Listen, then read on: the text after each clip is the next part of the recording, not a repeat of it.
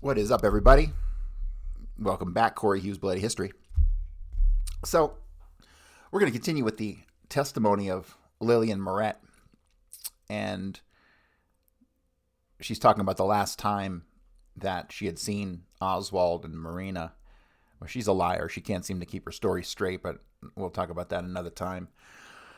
But we'll just pick it up right here.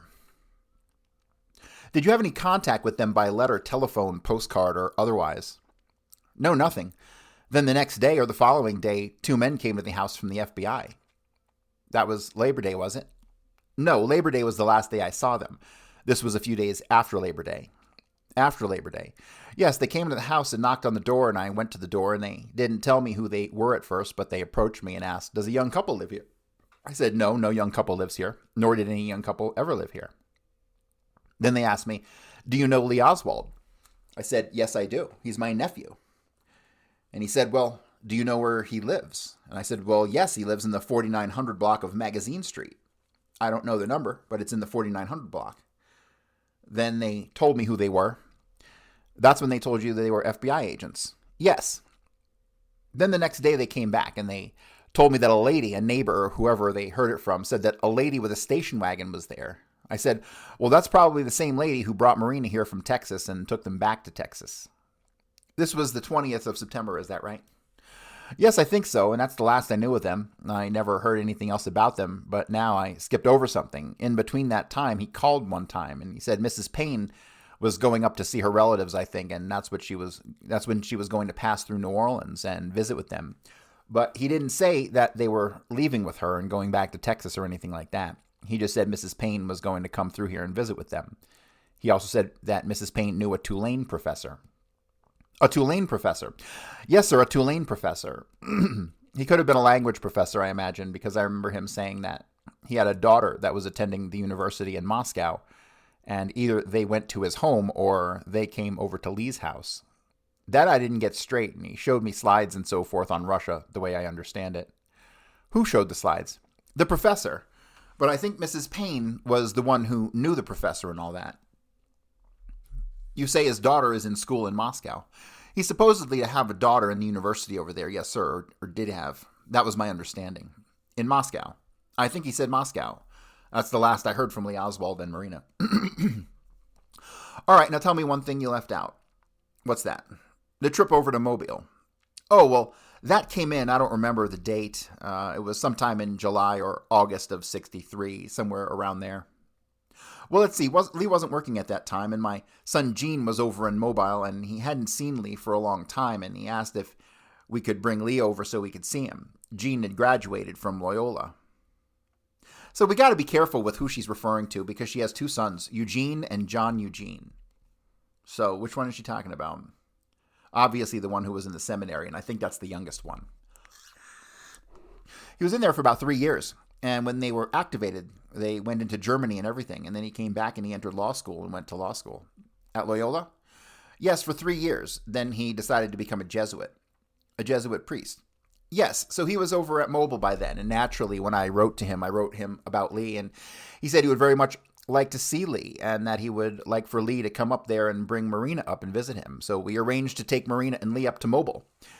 We left on a Saturday afternoon. I believe Joyce was with us, and also her 2 children.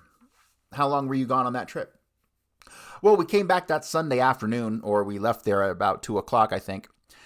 Had there been any discussion in advance about Lee giving a lecture or anything to the boys there at the school? Not that I know of. What was the name of that school, Mrs. Murret? What school is that? At Mobile. Where Gene was? Yes. The Jesuit House of Study. The Jesuit House of Study at Mobile, Alabama. Yes, Mobile. So Gene asked us to bring Lee and Marina over. And you see, they allow a speaker over there at the school so many times a year, and he said maybe Lee could speak on his experiences in Russia. Then there was a discussion in advance of Lee's going over there about his speaking, is that right? Only that he might speak about his experiences in Russia at all. There wasn't anything else arranged that I know of, I don't think. Was this in a conversation between you and your son? No, by letter that was. By letter. Yes. Whenever we would get to see Gene, you see, unless we would go over there, we would never get to see him unless we went over there. He wasn't supposed to call us on the phone or anything like that, but they do allow you to visit every so often. Is he allowed to call you by telephone if it's important and gets permission? Oh, excuse me. No, he's not supposed to use the phone to call home, but he may write you. Yes, and then we visit so many times a year. I mean, we go up there, but that's all. Now we call him like on holidays and things like that. We're allowed to do that. But he can't call you. No, he can't call us. Why is that? Well, they just don't like it. Do they like you to call up there? In other words, do they mind if you call him? I don't think they like it, but like I said, on holidays or something, we can do it. Was that one of the rules of the school authorities over there? I guess so, because otherwise Gene would call us. All right, now, tell me about your trip over there. Just what happened? Well, when I saw Lee coming out of the house to get in the car, it was a hot day, and he had his flannel shirt on, and I said, "Oh, Lee, let me give you another shirt that won't be so uncomfortable." But he wouldn't accept another shirt. He kept the flannel shirt on, and that's the way he went over there. He didn't want me to get him another shirt. He just wouldn't accept favors from anybody. He was so independent. Well, anyway, we got over there, and that night we were going to meet. That's you and your husband. And Joyce. Joyce, your daughter, yes. And her 2 children, yes. And Lee and Marina, and their child, June. Yes, and Ron and Jill. And Ron and Jill? Yes, they're Joyce's children. And Mr. Murret paid all the expenses, including the motel rooms. So Joyce's 2 children, Joyce Murret's 2 children are Ron and Jill, and they're adopted. Now, when Lee and Marina came out from freshening up, they looked real nice. I was really surprised, especially at Marina. She got herself all dressed up, and she looked like a different person. And he was very attentive to Marina, too. Always? Always. Now, what he did at home, how he acted around her, I don't know. But when he was in my presence, he was very attentive to her and very well-mannered. He would, open the car door for her and so forth, very attentive. He would pull out the chair for her and things like that. He was very well-mannered. I have to say that for him. What was her attitude towards him? Well, she seemed the same way. They seemed to get along very nicely together. I thought when they were here in New Orleans, they would take a ride out on the French market and buy some crabs and some shrimp and come home and boil and cook them. They got a big bang out of doing things like that. Now, Marina was pregnant about that time, and we asked them if we could do anything for her in the way of getting some sort of treatment for her before the birth of the baby. But Marina didn't want any treatment. She said she didn't need any, and it seemed like Lee must have had her at Charity Hospital, I think, at least one time, because he said they told him that when she was ready to have the child to just come on right in. Was there any discussion of a rifle at any time in your presence? No. No discussion about anything like that by anybody? No. Did you ever see a rifle around in the garage where this stuff was stored? No, I never did. Did you ever see a package out there that looked like it might contain a rifle? No, I never did see anyone around there. You never saw anything that looked like a rifle or shotgun among all his belongings that he had put in the garage in the corner? No, but I really didn't pay much attention to all that stuff. The only thing I remember him ever taking out of there were these boots and this hat. Did you attend this lecture that Lee gave over in Mobile? Oh, no, women couldn't attend. That was on a Saturday night? It was on a Saturday night, yes, sir. Because we came back the next afternoon. It was just for the boys from the house of study. Is that your understanding? That's right. No women were allowed, and during that time, they had one of the boys there that spoke Russian, and he never got a chance to talk to other boys in Russian, of course. So Gene told him that Marina was outside that night, so he came out and he spoke with Marina in Russian, and so he and Marina had a very nice conversation about different things. And we walked up to the chapel, and he showed Marina the chapel and so forth, and I don't know what he was saying to her because they were talking in Russian. So I don't know what all they were talking about. So then after they talked for a while, he left. Now, after the talk Lee gave at the meeting, I asked Gene, well, how was it? And he said, well, it was all right. Previous to that time, I had said to Lee, I knew that Lee was going to talk about being in Russia, and so I said to Lee, maybe you had better map out some thoughts. Just what you might be going to say, and so you won't be too nervous. And he said, oh, don't worry about me. I give talks all the time. Mr. Jenner then asks astutely, he said he gave talks all the time? That's what he said. He said, I'm used to that. He said, I give talks all the time. I asked Marina later on one day if she would like to attend Mass the next morning with me, and she said yes, she would, and she asked Lee about it, so they were talking it over in Russian, so I don't know what they were saying. Did she go with you to Mass the next morning? Yes, she did. Did she say she liked it, or what did she say? Yes, she said, I like your church very much. Marina said that? Yes, I said, Marina, I'm sorry, you don't live near me. We could go to church together. And I said to her, I wish you would become a Catholic. Marina could converse to some extent in English, could she not? She could communicate with you to some extent, couldn't she? Yes, I could make her understand most things, about what I was talking about. Now, another thing, Lee didn't want the baby to be baptized. Who didn't? Lee. He told me that the baby was baptized, but in the Orthodox religion, and he wanted the baby to be baptized in a Lutheran religion. Marina wanted the baby to be baptized in the Orthodox Church, and she went ahead and did it. And I think that's something he probably resented, not the baptism itself, but the church. Had this occurred before they came to New Orleans? Had the baby been baptized before that? Yes, I think it was in Dallas or Fort Worth. I don't know which. Did any other incident arise that you can think of between Marina and Lee that might help the commission in its investigation? Well, his attitude was pretty bad about certain things, like the time he asked her to pass the ketchup. He said, give me that. And she said, don't ask in that manner. And he said, well, I'm the commander around here, but of course I don't think he really meant it that way. It sounded. Do you think it was just a passing remark, just a figure of speech? Yes, with no meaning. In fact, I didn't think anything about it. Do you think that Lee was arrogant? No, I didn't think that. I think that with a lot of people, it depends on whether they like you or they don't like you. I mean, in the way they act towards you. And with Lee, most people would dislike him because of the fact that he was not a mixer and he did seem arrogant. I guess you would call it, but he wasn't. I think it all depends on whether you like a person like that. Me, I don't like a man who yaps all the time.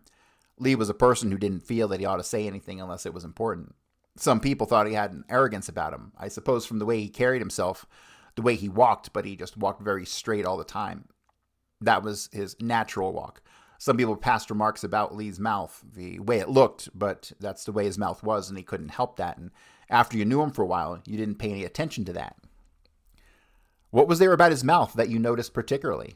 Well, it sort of set back a little bit, a little different from most people, but it really wasn't that bad. It just looked like he was holding his mouth that way, but he really wasn't. That's just the way it was, but a lot of people didn't like him for it. Like that time he ran into this place on magazine and asked the man to let him look at a television, and the man right away refused to let him turn on the television. He said, who did he think he was in this and that? And he thought Lee was a little smart aleck or something, I guess, but I took it the other way, that there's a kid that doesn't have a television set in this house and doesn't have anything to do, and he's alone, and he has to come to me thinking I'll be nice enough to turn on the television for him, and so I would do it. But I guess all people don't think about things like that. A lot of people take that sort of thing wrong. Now, Mrs. Murret, there are some records from Beauregard's school indicating either Beauregard or Easton showing his address was 809 French Street. Now, that was your old address before they changed the numbering on the street, right? Yes, that's right. I wonder if you tell me how that came about, Mrs. Murret. Well, it came about they only had one house in the 700 block from Canal Boulevard. No, I don't mean that. I mean, how did it come that Lee gave your home address as this address? Oh, well, they changed the numbers on that block. We'd been living in the 800 block, but they changed it to the 700 block. I understand that, Mrs. Murret, but tell me, if you will, somehow it came that Lee registered at either Beauregard School or Warren Easton as living at your address at 809 French Street, which was your address. Well, that was brought about when he first came back from New York with his mother, and they stayed at my house for 2 weeks. And that was when they registered him at Beauregard, because she didn't have a place yet, and she gave them my address. In fact, if she hadn't given them my address and given some other address in the district, he would have had to go to another school. But she wanted him to go to Beauregard. It had a good reputation as a good school, and she said she would like to have him enrolled there. So here she's acknowledging in this same interview that they stayed for 2 weeks, okay? But he started Beauregard in January, as per the testimony of Myra DeRoos and the school records. And Lee Oswald didn't show up at Myrtle Evans' house on St. Mary until May. So we have more contradiction from Miss Murret here. Tell me, how did Lee act when he came from New York with his mother and lived at your home for those 2 weeks? What was his conduct generally, as you recall it? Well, he didn't act any different than any other child, I don't think. He was in school all day long, and he came home in the afternoon and just sort of hung around inside, and he would eat supper and go to bed, and the same thing happened the next day. He didn't talk much. He never really did talk unless you said something to him. The same old patterns, would you say? Yes, but there are a lot of people who that don't like to talk. It's just some people are inclined to talk a lot, and others just aren't. You run across that every day. I agree with you on that. Do you recall an occasion or a situation in which Lee was a member of, or at least attended some activity of the Civil Air Patrol? I don't know anything about that other than what my sister Marguerite told me, that he was a friend of this boy at Beauregard, and that through him he had joined the Civil Air Patrol, and that he had to have a uniform and so forth. But that's all I know about it. They were living on Exchange Alley, or Exchange, whatever that is at the time. Exchange Place. Yes, I think that's it, Exchange Place. Do you remember your son John giving Lee a white shirt and a tie on one occasion? Yes, he was getting ready to go on this job, and John was in the back getting dressed to go to work, I think, and he didn't think Lee looked presentable. John is such a big boy, and he said in such a nice way, he can do it, but he asked Lee, he said, "Lee, here's a shirt, take it. It doesn't fit me. You put it on, and there's a nice tie to go with it." He said, "Come on. You want to go look good when you go for that job, And so he gave the white shirt and tie to Lee to go after the job, and Lee took them, and when his picture was taken for that Fair Play for Cuba committee business, he had that same shirt and tie on. He had the same shirt and tie on that your son John had given him when his picture was taken on that occasion. Yes, the same white shirt and the tie. They belonged to John, and he had given them to Lee to go after a job. Now, John felt sorry for Lee in a way, and he was trying to help him. John was good that way around anybody who he felt sorry for. Like one time he said, "Come on, Lee, let's go for a ride and I'll let you drive the car." And I think he sat next to Lee, and Lee let Lee steer the car or something, but I don't know anything about that. I don't think Lee ever did know how to drive a car. Maybe he did, but as far as I know, he didn't know how to drive. I believe you said during the course of this discussion that you thought Lee was left-handed. What led you to say that? Well, as a child, when he was a small child, I knew he ate with his left hand, and I always thought he did things with his left hand. Now, whether he used both hands or not, I don't know, but he did use his left hand as a child. I remember that. In fact, children are often ambidextrous, aren't they? Yes. They eat with either hand, don't they? Yes, they do. I have known of cases where children have started out either with their left hands and they switch to, as they grow older, to eat with their right hands. But then there are some children who never use their right hand, I don't think. This was an impression you had of him as a very small boy, is that right? Yes. Did you ever see Lee write with his left hand? When? After he reached, say, high school age? No, I didn't. You never noticed one way or another? No, I didn't. When he was living with you during those 2 weeks when they came back from New York, did you ever see him use his left hand? I never noticed, really. Your boys are all right-handed, is that right? Oh, yes. I remember you told me earlier today that Lee wanted to go out and play ball and perhaps get on some team, is that right? Yes. And you gave him, you said, a glove that belonged to one of your boys, is that right? Yes. Well, wasn't the glove for a right-handed player if it belonged to one of your boys, if they were all right-handed? Yes, that's right. It was one of your boys' gloves, wasn't it? Yes. Did you listen to the debate over the radio between Lee and the Cuban boy? Well, he called. Who, Lee? Yes, Lee called and said he was going to talk on the radio, so we were getting supper ready because it was supposed to come on about then, but we forgot about it until after it started. But then we turned it on and did hear some of it. You heard some of it, yes. Was there any discussion at any time about Lee's political views? Not in my home, and not with you. No, and I don't think there was with any other member of the family. Did you ever observe Lee as far as his manual dexterity was concerned or his coordination? No, I never paid much attention to that. I know he wasn't prepared to do anything in life. Was your son John attempting to teach him to drive an automobile? Did your son talk to you about that? No, he didn't say a thing about it. I don't know what John had in mind. Anyway, they went riding, but they weren't gone too long and then they came back. Could it have been as long as a couple hours? No, not a couple hours. It was just a spin around. Did John report that Lee could drive or could not drive? Did he say anything either way? You mean on that day? Yes. Well, we always felt Lee didn't know how to drive. As far as you know, he couldn't drive. No. Let's see if I have your family right now, if you will bear with me. You have a daughter, Miss Emile, and her given name is Joyce. And her husband's name is O'Brien, and they live at 1615 Fairway, Beaumont, Texas. Is that right? Right. You have a son, Charles W. Murret, a dentist, who's been in an office at 1207 West Bernard, Chalmette, Louisiana. You have a son, Gene, that's spelled Eugene, who's studying for the priesthood, who lives at 3959 Loyola Avenue, Mobile, Alabama. Is that right? Right. Now, he has a designation of SJ. What's that? Society of Jesus. And he's the boy who attended law school. Is that right? Yes. And a fine student. He certainly was. And he's unmarried. Well, you can't be married and be a Jesuit. And your son John lives at 6622 Louis the 14th. Is that right? Right. In New Orleans. Yes.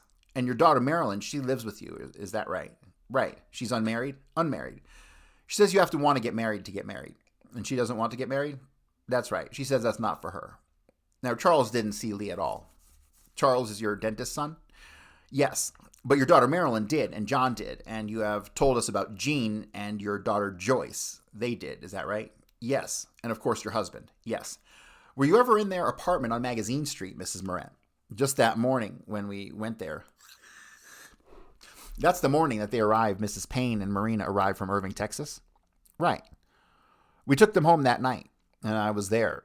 Did Lee ever speak of President John Fitzgerald Kennedy or Mrs. Jacqueline Kennedy?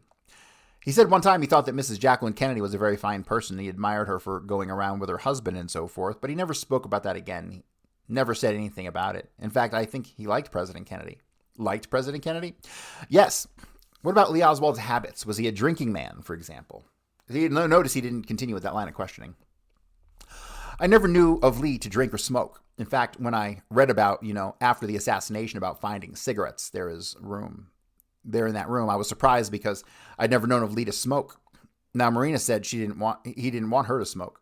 She said she had learned to smoke in Russia when other Americans had given her cigarettes, but that Lee didn't want her to smoke at all.